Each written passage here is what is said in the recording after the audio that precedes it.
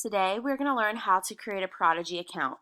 Prodigy is a fun game that students could go on to practice their skills learned in class, but it's also a system that teachers can use to track how they're doing and to collect data. So first, you will go to prodigygame.com, then you will get your free account. I am a teacher, so I will click teacher. I'll put my full name,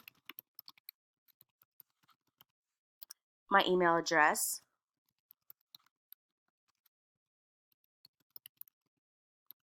and then create a password. I will not use this one.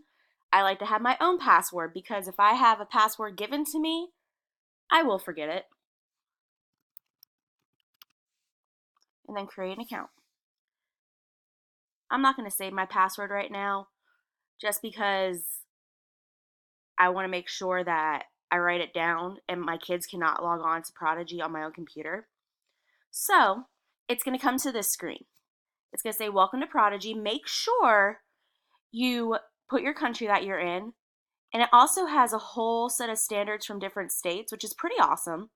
But since we're from South Carolina, I will choose South Carolina.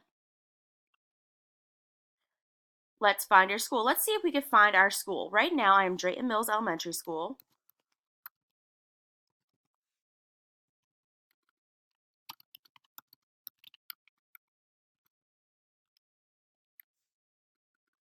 Oops, I do what my kids do sometimes. I typed way too fast. I need to go back.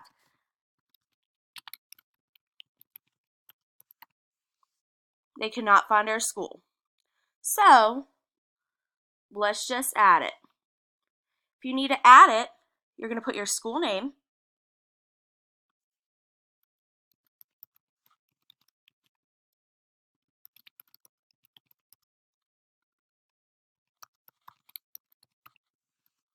And it says school board. I usually write the school district. I'm going to add my school. Next, what you're going to do is create a classroom. You're going to write class name. I'm just going to write Prodigy Setup, just because this isn't specifically for a class. This is just to show you guys how to sign up. I'm going to write that I teach in 3rd grade, and then I'm going to create my classroom. After my classroom is created, this will show you a whole dashboard of things that can give you information about your students and how they're doing. But first, let's add some students. So I'm going to add students. I like to create their accounts because that gives me power of what to give them, and so they don't keep changing their passwords constantly. So they need new accounts. I will create the accounts for my students. Let me write in my hedgehog. That is going to be one of my students, Quilly, and add her in there. And then let's just add in my dog. I'm just using these names as an example. I promise you, I always put in my regular students' names. I just don't want to put them in here quite for this example. So I'm going to create the accounts. It's going to have you download a PDF, and what this will show is their student name, their username, and their password. It'll also allow counts already made, which did happen this year, to join our class, and that is going to be in these big capital letters. So now let's use Prodigy to have our curriculum embedded. So I'm going to go to Planner.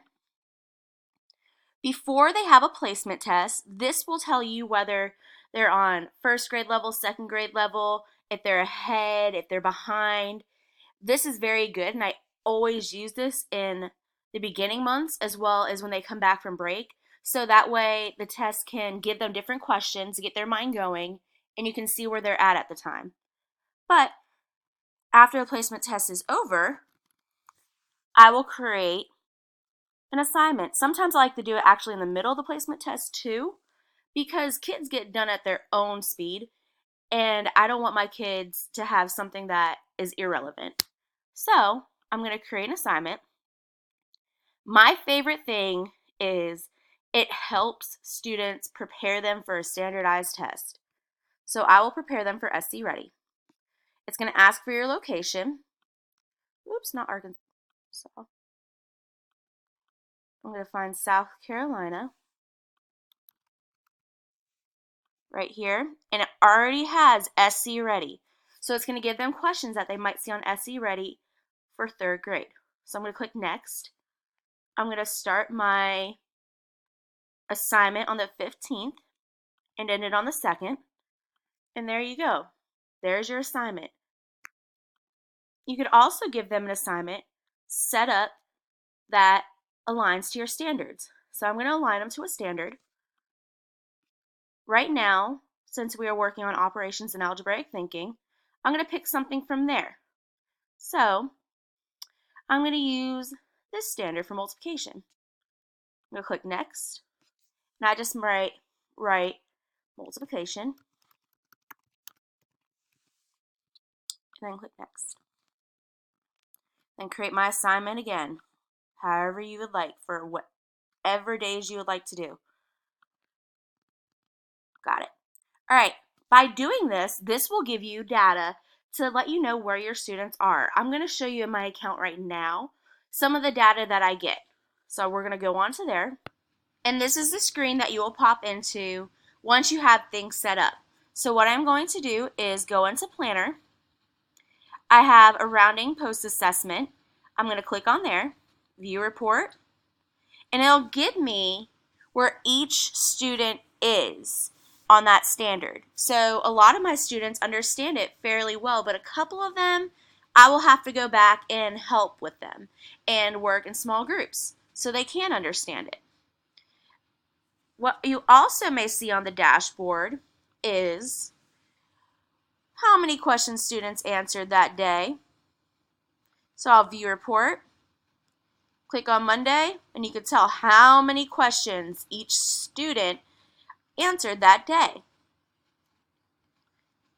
Hopefully this gave you a little insight on Prodigy. Again, this is probably one of my favorite programs for students to use because it's a lot of fun, but then you could challenge them with standards, and it's pretty amazing. I hope this helped, and good luck, guys.